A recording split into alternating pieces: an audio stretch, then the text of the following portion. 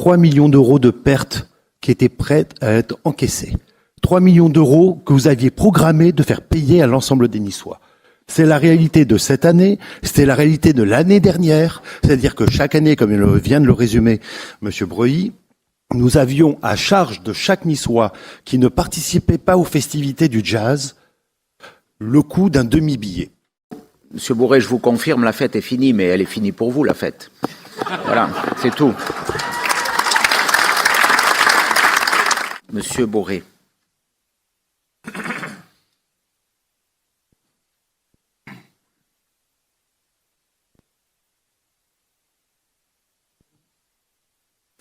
Monsieur le maire, il y a, dans cette délibération, il faut dire les choses. Votre adjoint a parlé de révision de tarifs, des augmentations. Pour résumer, à la Maison de Nice, comme à Nicaïa, c'est simple, vous proposez des augmentations partout. Même le club poulet, à la buvette Nicaïa, n'a pas échappé au regard de l'adjoint aux finances. Il passe de 5 à 6,50 € et le paquet de chips de 2,50 € à 3 €. J'imagine que l'arbitrage n'a pas été simple. Plus sérieusement, je veux concentrer mon propos sur un autre élément central de la délibération. Le Nice Jazz Festival. Ce rendez-vous n'est effectivement pas un événement comme un autre. C'est une part de l'histoire de Nice. C'est l'un des plus anciens festivals de jazz au monde. C'est une aventure commencée en 1948 au Théâtre de Verdure, lorsque Louis Armstrong, Django Reinhardt et tant d'autres ont fait entrer notre ville dans l'histoire mondiale du jazz. C'est l'histoire du Théâtre de Verdure, c'est l'histoire de Cimier, c'est la scène Masséna. Ce sont des générations de Niçois qui ont découvert la musique dans un cadre unique, car le Nice Jazz Festival n'a jamais été seulement une succession de concerts, c'est une expérience, une ambiance, une rencontre entre les artistes, les Niçois et les visiteurs. C'est un événement populaire dont notre ville a toujours été fière. Et aujourd'hui, quelles sont les perspectives? Une journée de festival en moins, un artiste en moins par soir, moins d'heures d'ouverture, moins d'animation, la disparition du Kids Club apprécié des familles, la disparition des soirées after qui avaient pourtant rencontré un véritable succès, et dans le même temps, certaines soirées voient leurs tarifs doubler. Là où certaines soirées étaient proposées à 45 €, l'une d'entre elles atteint désormais 90 € pour une famille de 4 personnes souhaitant assister au concert de Sting, il faudra compter 300 € pour une seule soirée. On ne peut donc plus parler d'un événement populaire. On nous répondra sans doute qu'il s'agit d'économie, de bonne gestion. Mais au fond, c'est assez logique quand on supprime une journée de festival, quand on réduit le nombre d'artistes, quand on supprime des animations et des services. Heureusement que cela coûte moins cher à l'organisateur. Ce n'est pas de la bonne gestion, mais une baisse d'ambition du festival. Et oui, la culture, l'événementiel, il peut arriver que ça ait un coût. Mais il s'agit d'émotion, donc de l'essentiel. La qualité d'un festival, on le juge à ce qu'elle offre au public. Or, ce que les Niçois reçoivent aujourd'hui, c'est moins de festivals, moins de jours, moins de musique, moins d'artistes, moins d'animation, moins d'expérience. Et cela intervient, monsieur le maire, dans un contexte particulier. Parce que la question que nous abordons aujourd'hui dépasse en réalité le seul cas du Nice Jazz Festival. Pendant la campagne électorale, vous aviez ciblé l'événementiel de la ville. Moins d'événements, moins de manifestations, moins d'animations. Aujourd'hui, nous voyons les premières conséquences de cette philosophie. Le Nice Jazz Festival est réduit. Les Jeux Olympiques de 2030 iront à Lyon, qui se frottent les mains, et plus à Nice. L'avenir de l'Ironman et de l'UTMB est compromis après le coup de force du précédent conseil, que les organisateurs ont été contraints d'accepter, un peu pris de court, ils ne reviendront sans doute pas. Les compétitions de MMA ne se font plus à Nice, mais à Marseille. Et de tous ces rendez-vous qui remplissent nos hôtels, font travailler nos commerces, participent de notre attractivité, il ne reste plus grand-chose. Nice, monsieur le maire, n'est pas une ville qui se replie sur elle-même. C'est une ville qui rayonne, c'est une ville qui attire, c'est une ville qui vit, c'est une ville dans laquelle l'épanouissement personnel passe aussi par la culture, par le sport, par la musique. C'est d'ailleurs cela aussi le rôle d'un maire. Offrir au maximum de Niçois, dans un monde tourmenté et si difficile, des moments d'évasion, de bonheur et l'oubli des tracas quotidiens. Du bonheur, des émotions, au jazz et ailleurs, il y en aura moins. Nous avions prévenu. Vous voulez une ville triste. Cette délibération en est l'illustration.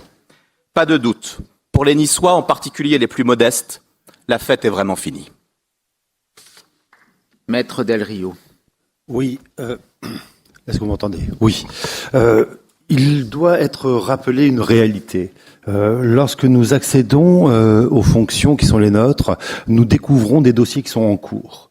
Le Nice Jazz Festival fait partie de ces dossiers-là. C'est-à-dire que c'est un dossier sur lequel j'ouvre, je dirais, la situation budgétaire. 3 millions d'euros de pertes qui étaient prêtes à être encaissées.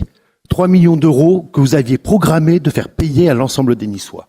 C'est la réalité de cette année, c'était la réalité de l'année dernière, c'est-à-dire que chaque année, comme il vient de le résumer Monsieur Breuilly, nous avions à charge de chaque Niçois qui ne participait pas aux festivités du jazz le coût d'un demi-billet. Un demi-billet, c'est-à-dire que vous parlez de ce que vont payer les gens qui vont au jazz, mais vous parlez pas de ce que vous faisiez payer aux Niçois qui n'allaient pas au jazz. Et ça, c'est une réalité. Et ce n'est pas le seul événement. Tous les événements étaient bâtis de la même manière. C'est-à-dire que vous êtes parti sur le principe que ce n'est pas la culture qui se partageait, parce que vous êtes quand même de cette majorité qui avait quand même détruit un théâtre, détruit un musée, détruit l'ensemble de l'activité culturelle, et qui ose aujourd'hui nous donner des leçons de partage de la culture. Moi, le partage de la culture, ça se fait en réalité par rapport à des événements qui sont raisonnables et raisonnés. Et lorsqu'il a été fait le choix de réduire d'une seule journée, c'est parce qu'il n'y avait aucune programmation qui avait été projetée sur cette journée-là. Aucune programmation qui pouvait garantir une attractivité. Et nous avons maintenu 3 jours et on a inscrit cela dans 10 journées consacrées au jazz. Parce que vous oubliez de dire qu'il y a aussi le jazz off, c'est-à-dire c'est la mise à disposition de l'ensemble des Niçois, d'un certain nombre de groupes, de fanfares, d'animations de rue, de spectacles, qui eux seront parfaitement gratuits, assumés par les deniers de la commune et à disposition de l'ensemble des Niçois. Alors les leçons sur la gestion et la bonne gestion et la notion de ce que doit être une culture, je pense que la culture c'est fait pour être partagée, c'est pas fait pour être facturée. Alors, dernier petit point, et ce n'est pas le moindre, lorsque vous parlez de Sting, je tiens à préciser que nous sommes dans les billets les moins chers pour aller voir cet artiste. Si vous voulez aller le voir à Nîmes, il vous en coûtera en moyenne 126 €. Nous sommes à 90 €. Nous avons fait le choix de rester dans la raison, dans le raisonnable. Et vous aviez jusqu'à présent une organisation qui avait eu pour vocation de mettre des billets très bas, qui ne convainquait pas les Niçois. Parce que la preuve en est, il a été rappelé en 2025, la jauge a été haute. Mais sur 2024, vous avez distribué 4000 invitations par soir. Parce que vous arriviez pas à vendre un seul billet. Vous avez racolé pour essayer de remplir, pour donner le sentiment de succès. Ce n'est pas ce qu'a décidé de faire cette mairie, ce qu'a décidé de faire cette majorité. On est dans la réalité des prestations. Alors on a fait le choix, on a dû se présenter avec un projet qui avait été en partie lancé. L'année prochaine, je pense qu'il y aura des réformes et des décisions qui seront prises par monsieur le maire et son conseil municipal. Et vous verrez, on n'oubliera pas les Niçois, on n'oubliera pas la culture, mais on oubliera peut-être la facture que vous nous laissiez chaque année, parce que 3 millions d'euros de dettes sur une seule manifestation sur 4 jours, il n'y avait pas de quoi se vanter d'une grande réussite populaire et de se rappeler qu'on était inscrit dans l'histoire.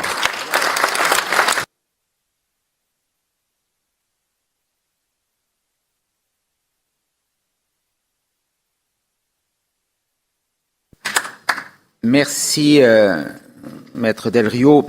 Monsieur Bourret, je vous confirme, la fête est finie, mais elle est finie pour vous, la fête. Voilà, c'est tout.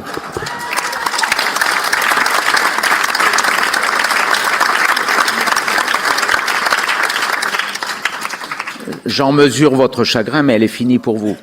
Voilà. Oui, on ne dépensera pas un argent qu'on n'a pas. 3 millions d'euros de déficit, ce n'est pas tolérable. C'est les résultats de l'année dernière, 2025. Moi, je préfère faire payer l'usager que le contribuable. C'est un principe. Si quelqu'un veut aller voir Sting, dans toutes les villes de France, il payera plus que 90 €. On a la chance d'avoir Sting, c'est bien, c'est très bien, mais c'est pas aux contribuables de payer ceux qui vont voir Sting. Voilà, donc on a ce festival, il restera, il sera mieux géré. Nous avons, c'est un engagement de la ville, puisque malgré la remarquable négociation qu'a conduite, là aussi, Maître Del Rio, puisque on a eu, comme avec l'Ironman, comme c'est la même société, comme l'UTMB, étrangement, c'est la même société, hein, voilà, qui ont donné près de 10 millions d'euros dans un appel d'offres assez étrange pour une société privée sur 4 ans. Sur 4 ans. Un seul, naturellement, une seule société qui a pu candidater. Bon. Ça m'interroge à tout le moins, au-delà de la question des dépenses publiques et des finances publiques. Mais M. Del Rio a conduit une négociation avec des producteurs qui produisent les artistes qui seront amenés à être présents au festival, et il nous a fait gagner près d'1 million d'euros. C'était le mandat que nous lui avions confié, il a tenu, je l'en félicite. Donc nous passerons cette année d'un déficit de 3 millions à vraisemblablement, selon l'affluence, autour de 1 million d'euros. C'est déjà beaucoup. C'est un engagement de la ville pour son attractivité. Et on reparlera tout à l'heure des Jeux Olympiques. Je vois bien vos larmes de crocodile, puisque en même temps que vous nous reprochez de ne pas les avoir faits, vos amis, et le premier d'entre eux, ont passé des coups de fil en permanence au président de la République, au Premier ministre, pour dire il faut surtout pas les donner à Nice. Voilà, la réalité, elle est là. La réalité, elle est là. La réalité, elle est là. Mais ce que je veux vous dire, puisque j'ai lu pendant la campagne des tribunes disant, rédigées par des représentants du monde du tourisme, disant que si nous étions élus, la ville allait basculer, naturellement, dans les heures sombres de notre histoire. Ça, c'était votre argument, qui ne nous insultait pas nous, mais qui insultait les Niçois majoritairement. Mais vous avez dit que nous allions perdre de l'attractivité, que plus personne ne viendrait à Nice. J'ai eu une très longue réunion hier avec le directeur général de l'aéroport, où nous avons parlé de projets d'aménagement urbain, notamment sur la zone aéroportuaire à l'entrée de notre ville, et qui m'a donné les derniers chiffres depuis le mois de mars. Et depuis notre élection, la fréquentation de l'aéroport a augmenté de 5%. Je ne vais pas dire que c'est dû à notre politique, parce que moi, j'ai pas la grosse tête et je ne replongerai pas dans les dérives du passé. Moi, ce qui me guide, c'est l'humilité, le respect et la confiance des Niçois.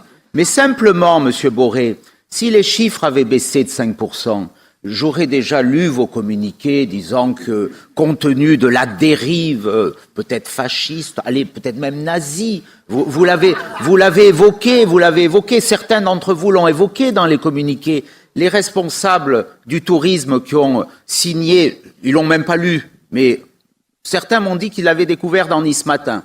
Une célèbre restauratrice niçoise m'a dit qu'elle n'avait pas signé, qu'elle n'avait pas vu. Mais bon, son nom était dans Nice Matin. Bon, peut-être qu'après les élections, qu'il y a cette lecture sélective, j'en conviens. Mais ceci dit, ce que je veux vous dire, c'est qu'arrêtez avec les caricatures. On ne jouera plus avec moi avec l'argent des Niçois. Oui, la fête est finie avec l'argent public.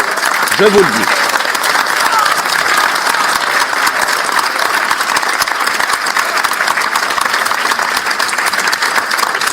Merci.